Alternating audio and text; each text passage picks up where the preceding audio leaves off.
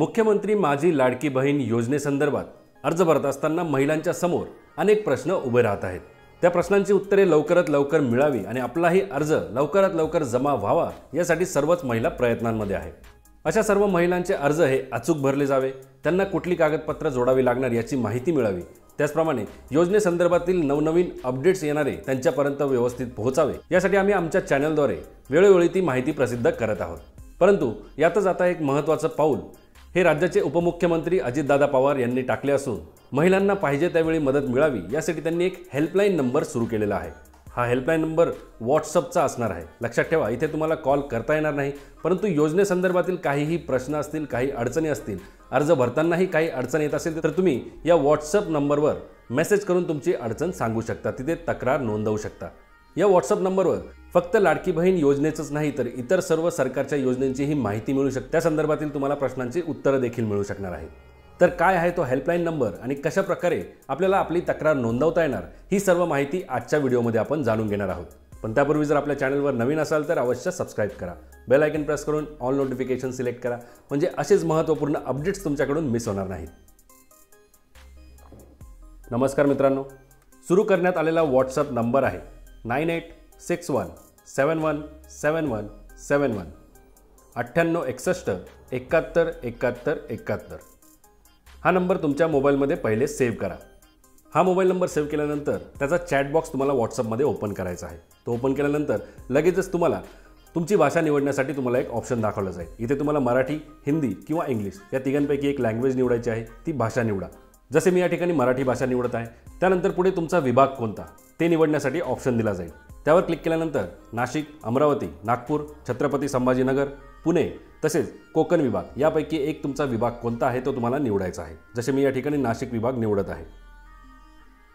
याच प्रकारे पुढे तुम्हाला तुमचा जिल्हा आणि मतदारसंघ दिलेल्या लिस्टमधून सिलेक्ट करायचा आहे। त्यापुढे तुम्हाला तुमचे जेंडर सिलेक्ट करायचा ऑप्शन दिला जाईल। त्यानंतर तुमचे वय किती आहे किंवा कोणत्या वयोगटामध्ये तुम्ही मोडता ते वयोगट तुम्हाला या ठिकाणी या लिस्टमधून निवडायचे आहे। आता ही सर्व बेसिक माहिती दिल्यानंतर तुम्हाला कुठल्या योजनेबाबत माहिती हवी आहे किंवा कुठल्या योजनेबाबत प्रश्न विचारायचे आहे ती योजना निवडण्यासाठी सुद्धा खाली ऑप्शन दिला जाईल। आता इथे योजनेची निवड करा या खाली सिलेक्ट हे बटन क्लिक केल्यानंतर ज्या सर्व योजनांची माहिती तुम्हाला या ठिकाणी मिळू शकते त्याची लिस्ट दिसेल। जसे लाडकी बहीण योजना, अन्नपूर्णा योजना, युवा कार्य प्रशिक्षण, बळीराजा मोफत वीज योजना, मुलींना मोफत शिक्षण आणि शेतकरी योजना यापैकी ज्या योजनेबाबत तुम्हाला माहिती हवी असेल त्या योजनेवर टिक करा। आता मी या ठिकाणी उदाहरण म्हणून लाडकी बहीण योजना ही योजना सिलेक्ट करतो। जी योजना तुम्ही सिलेक्ट कराल त्या योजनेची संपूर्ण माहिती, आवश्यक कागदपत्रे, त्या योजनेसाठी आवश्यक असणारी पात्रता ही सर्व बेसिक माहिती योजनेबाबत लगेच तुमच्या स्क्रीनवर दाखवली जाईल। जसे तुम्ही बघू शकता लाडकी बहीण योजना सिलेक्ट केल्यानंतर लाडकी बहीण योजनेसाठी कोणते कागदपत्र आवश्यक आहे, ऑनलाईन आणि ऑफलाईन अर्जाची प्रक्रिया काय असेल, पात्रता काय असेल, अपात्रतेचे निकष काय, ही सर्व माहिती आता आपल्याला स्क्रीनवर दिसत आहे। आणि सगळ्यात शेवटी एक सूचना आहे, जर तुम्हाला अर्ज भरण्यासाठी काही अडचण येत असेल तर खालील मदत हे बटन क्लिक करा। आता हे मदत बटन कुठे दिसणार तर जेव्हा तुम्ही खाली याल त्यावेळेस सिलेक्ट हिअर हे तुम्हाला बटन दिसेल। त्यावर क्लिक केल्यानंतर खाली दोन ऑप्शन्स दिसतील, मदत आणि मुख्य मेनू। आता आपल्याला मदत हवी आहे म्हणून आपण मदत या ऑप्शनवर टिक करणार आहोत।